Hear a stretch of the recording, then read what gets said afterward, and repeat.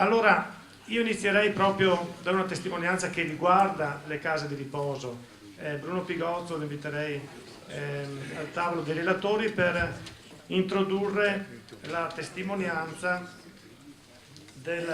di Aldo Mingatti e dell'antica scuola dei Battuti di Mestre. Sì, allora molto rapidamente perché alcuni contenuti già sono stati... Non si sente? Eccomi, ci siamo? Eccomi.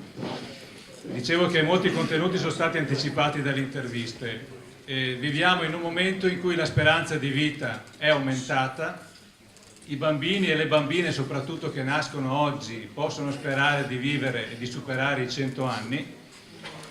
Questa opportunità però, se il sistema continua nella direzione che il Veneto ha preso in questi ultimi periodi, rischia di diventare una minaccia anziché un'opportunità. Noi vogliamo che l'evoluzione, il cambiamento della domanda di offerta di assistenza in questa area, che quantitativamente è molto importante, venga rivisto in maniera completa. C'è un problema di risorse, l'abbiamo sentito, ma c'è un problema di modello, di revisione del modello, ed è su questo che politicamente noi dobbiamo puntare.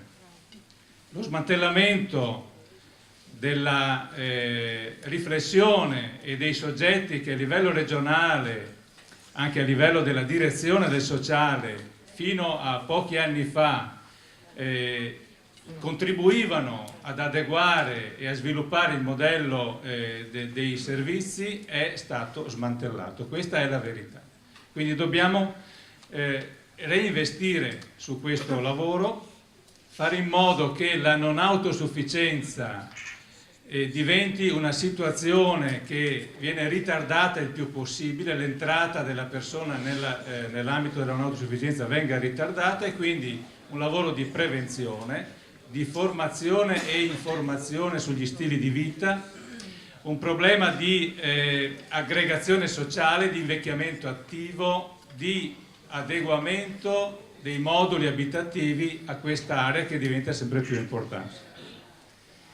C'è un problema di integrazione dei servizi, e poi Aldo lo dirà in maniera, credo, puntuale. La riforma delle IPAB che abbiamo voluto dall'inizio di questo mandato mettere in cantiere nella discussione della Commissione si è arenata. Abbiamo bisogno di riprenderla molto rapidamente, perché da lì dipendono una serie di conseguenze, secondo noi, che possono essere negative se rimane ferma. C'è tutto il sistema della domiciliarietà per il settore degli anziani, che è stato rivisto con la formula delle impegnative di cura domiciliare per recuperare risorse dentro al fondo sanitario, ma sappiamo che quantitativamente questo desta non poche perplessità. Per quello noi chiediamo l'incremento di 10 milioni di euro appunto sul sistema delle impegnative. C'è il sostegno ai comuni con il fondo indistinto, in particolare per l'assistenza domiciliare. 18 milioni di euro sono insufficienti, erano 10 milioni fino a qualche anno fa, vorremmo ritornare a quella quota. C'è poi il tema delle impegnative che accennava Claudio adesso. Il riflesso di questa situazione di crisi diffusa fa sì che le strutture abbiano posti vuoti, e questo diventa una spirale perversa, perché chiaramente aumentano i costi di gestione, chiaramente si deve aumentare il costo della retta, e se la parte, quella sanitaria di competenza regionale, non viene integrata, è chiaro che la ricaduta sulle famiglie e sui comuni sarà totale.